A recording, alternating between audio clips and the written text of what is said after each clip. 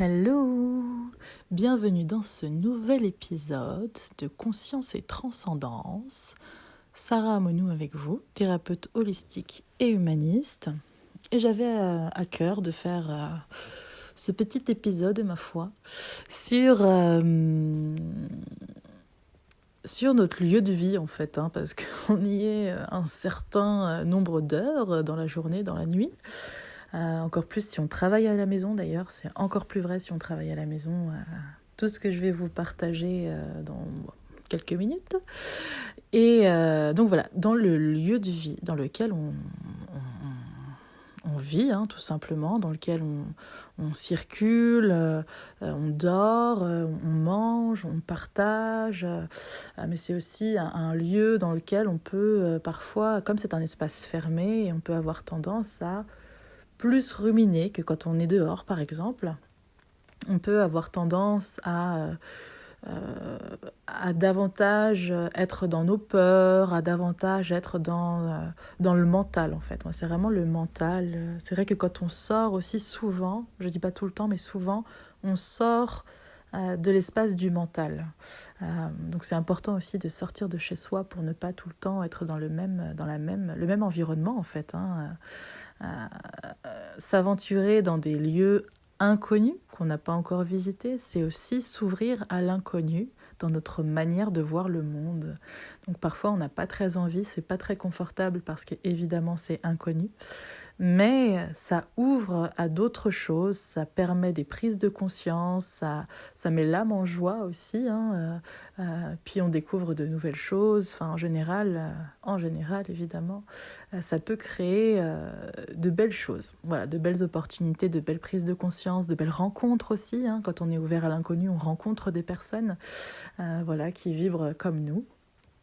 Mais on va revenir sur le lieu de vie parce que c'était le sujet. Alors, du coup, quand on parle de lieu de vie, on parle d'un lieu où on reste un certain temps, comme on le disait précédemment, et il y a ces notions d'aller nettoyer. Vous savez, quand on dit qu'il faut souvent aérer pour renouveler l'air, c'est exactement pareil avec la vibration du lieu, avec les énergies du lieu. C'est-à-dire que quand on va souvent penser à quelque chose qui nous met dans la peur, qui nous met dans le manque, qui nous met dans... En fait, on va créer des formes pensées et des structures dans notre environnement, que ce soit le lieu de travail, si c'est un bureau fermé ou du coup notre appartement, notre maison. On va créer des formes pensées en fait qui vont alimenter ces ruminations, qui vont alimenter ces stagnations au niveau de l'énergie, ces pertes de vitalité. C'est marrant, je le ressens en même temps que je le dis là, c'est lourd. Et du coup, ça marche aussi si vous êtes resté malade un certain temps dans votre chambre. Là, il y a eu pas mal d'accumulation de toxines. Je parlerai de toxines de l'air, de toxines énergétiques. C'est intéressant, évidemment, d'aérer. Ça, c'est vraiment primordial d'aérer parce que notre corps d'air, qui est notre corps mental, est relié à tous les airs. Donc, quand on aère, on laisse un nouvel air rentrer et un nouvel air inspirer notre corps mental, donc nos pensées. Tous les airs sont reliés, toutes les eaux sont reliées, tous les feux sont reliés. Donc il y a vraiment... pourquoi je vous parle de ça ? Parce qu'on a un corps d'air qui est le corps mental, un corps de terre, je parle des principaux corps, un corps de terre qui est notre corps physique de matière, un corps d'eau qui est notre corps émotionnel et un corps de feu qui est notre corps de volonté, de désir et d'action. Et si notre corps physique, lui, est très tangible, est fait de matière, nos autres corps sont beaucoup plus subtils et volatiles, d'où l'ancrage pour ramener tous les corps dans une direction commune. Et vous pouvez donner une intention. La mienne, c'est toujours la prospérité.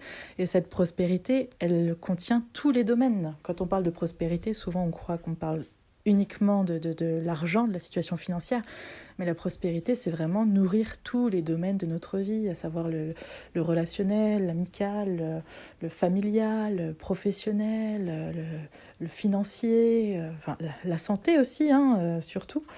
Et donc voilà, je me suis un peu éloignée, mais je pense que c'est juste aussi pour vous dire que plus on est ancré et moins on va ruminer, plus on est ancré et on donne une direction, une voie commune à nos corps, une forme de convergence, plus on est présent à soi et moins on va partir dans d'autres dimensions, dans d'autres sphères qui sont beaucoup plus subtiles et dont on ne se rend pas forcément compte en fait qu'on voyage, on se rend pas forcément compte qu'on voyage dans ces dimensions, dans ces mondes plus subtils parce que c'est nos corps volatiles qui s'en vont un peu tout seuls, quoi. Donc c'est aussi intéressant de conscientiser où est-ce que je suis quand je ne suis pas présent à moi, où est-ce que je suis quand je vagabonde, voilà, je suis ailleurs, quelles autres dimensions je vais nourrir, quelles autres dimensions.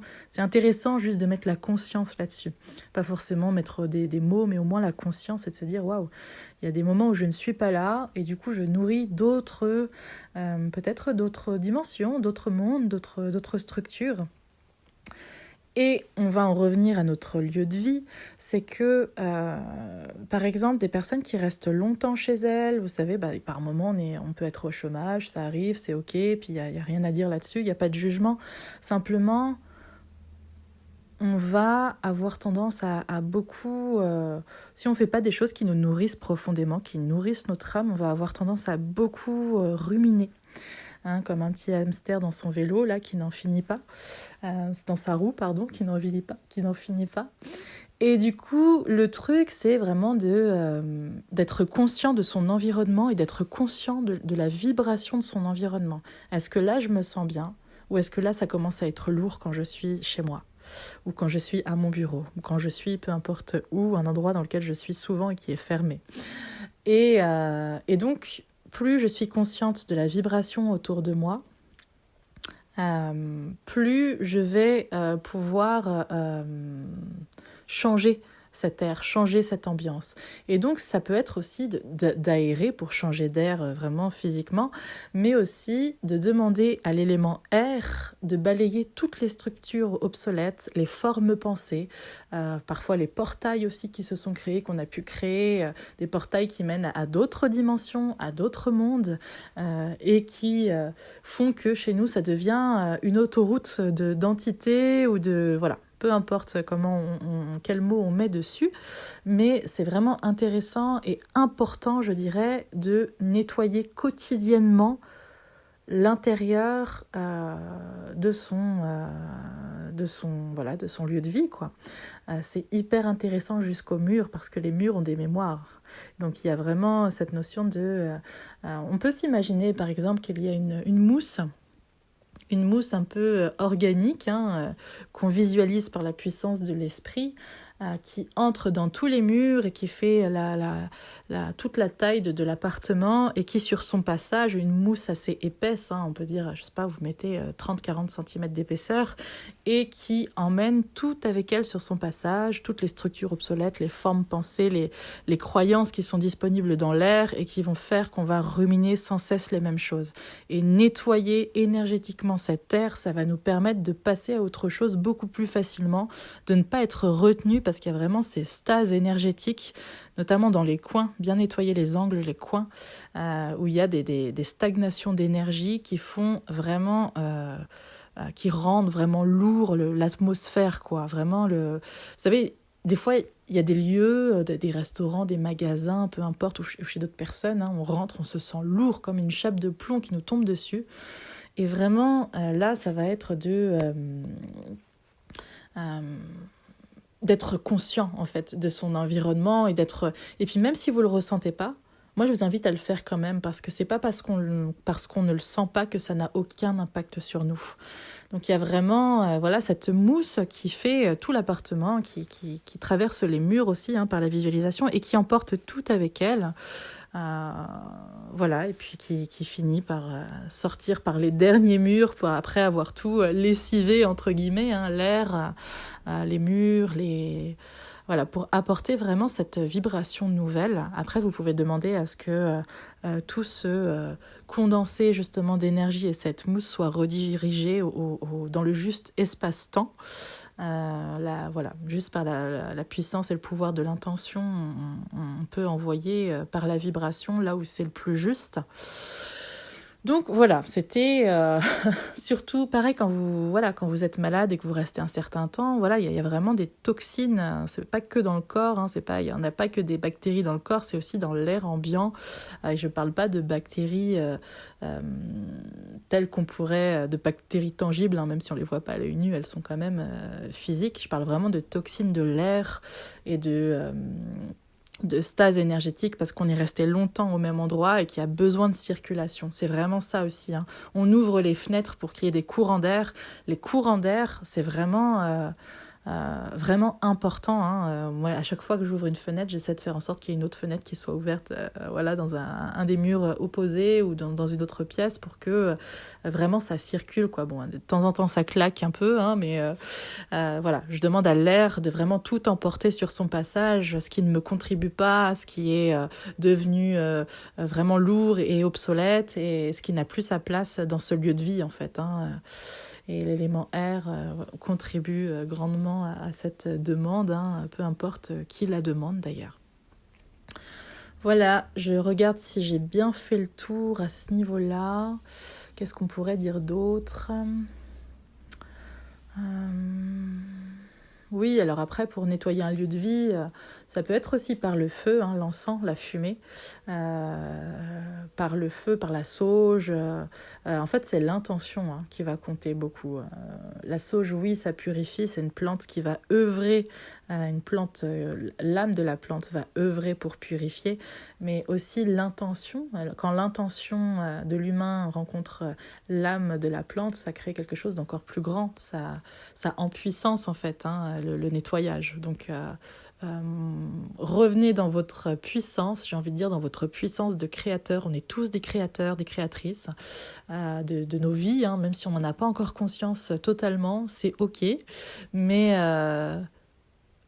ayez cette intention de nettoyage et croyez-moi, c'est assez, même si vous ne croyez pas en vos capacités, peu importe en fait. Il n'y a pas besoin de croire en ses capacités. Juste ayez cette intention-là. Ne cherchez pas parce que c'est le mental derrière qui va vouloir savoir est-ce que c'est vrai, est-ce que c'est pas vrai, non mais je pense que ça marchera pas, non mais parce que ne remettez pas en question ce que vous venez de faire, même si une partie de vous va certainement le faire, parce que le mental ne peut pas comprendre toutes ces choses qui appartiennent au subtil. Il a besoin plutôt de choses très cartésiennes, donc voilà, c'est comme si on essayait de mettre un rond dans un petit triangle, ça passe pas en fait. C'est juste que c'est pas le bon outil pour interpréter. Donc ne pas revenir au mental quand on fait quelque chose qui est de l'ordre du sacré, qui est de l'ordre de beaucoup plus grand, qui est de l'ordre du langage de l'âme, de l'intemporalité, de l'infini, de l'éternité. Le mental, c'est un espace très fini, hein, qui est régi par l'ego. Donc on ne reste pas dans un espace aussi petit pour comprendre des choses aussi grandes. Et très souvent, le mental va vouloir tout t'expliquer, tout être dans une forme de on va dire, va être très cartésien, va tout rationaliser en fait. Mais c'est pas du tout un espace qui correspond au subtil et à l'indicible en fait. Donc voilà. Ayez foi juste en votre intention, parce qu'il n'y a pas à tergiverser si ça fonctionne ou pas. Ça fonctionne à partir du moment où il y a une intention. Donc juste une intention, je mets l'intention de nettoyage à travers cet encens et partout où je passerai, ce sera purifié. Il n'y a pas à tergiverser, ça fonctionne. Donc n'essayez pas de revenir sur ce que vous venez de faire parce que vous allez vous remettre en question, vous allez vous sentir illégitime, donc voilà, je l'ai fait. C'est ok, on passe à autre chose, on a purifié l'espace, c'est ok. Donc voilà, c'est aussi commencer à croire en soi et à, peu importe on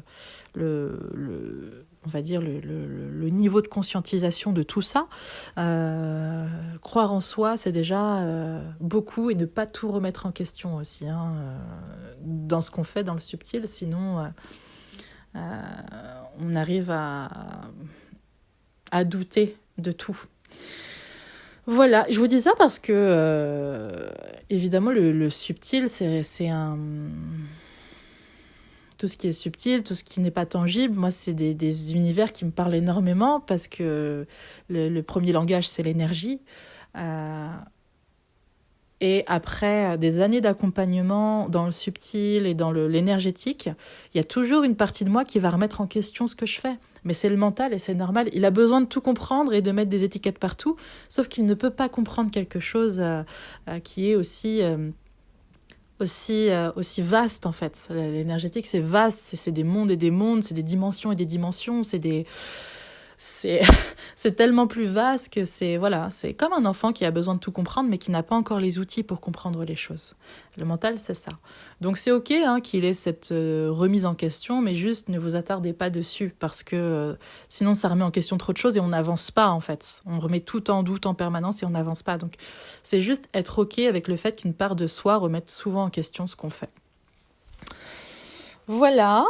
Avec quoi d'autre on peut purifier? J'aime bien par exemple dans une chambre quand on est resté malade longtemps ou même quand on est encore malade, sous le lit une coupelle de gros sel avec de l'huile essentielle de romarin à verbenone, quelques petites gouttes sur le gros sel sous le lit. La coupelle, pour purifier à la fois les corps physiques et l'espace aussi. Voilà, c'est quelques petites techniques comme ça. Et finalement, j'ai presque envie de vous dire, peu importe l'outil, c'est l'intention qui compte. Évidemment, quand on travaille avec des huiles essentielles ou des plantes, il y a l'âme des plantes qui vient se rajouter à notre intention. Mais voilà, même l'âme de la plante a besoin qu'on l'accompagne ou qu'on lui propose une direction, une voie pour œuvrer. Donc ne passez pas à côté ou ne vous dites pas que votre intention est trop petite ou que non, on est des créateurs, on est vraiment des créateurs. Donc on revient à cet espace de création en soi.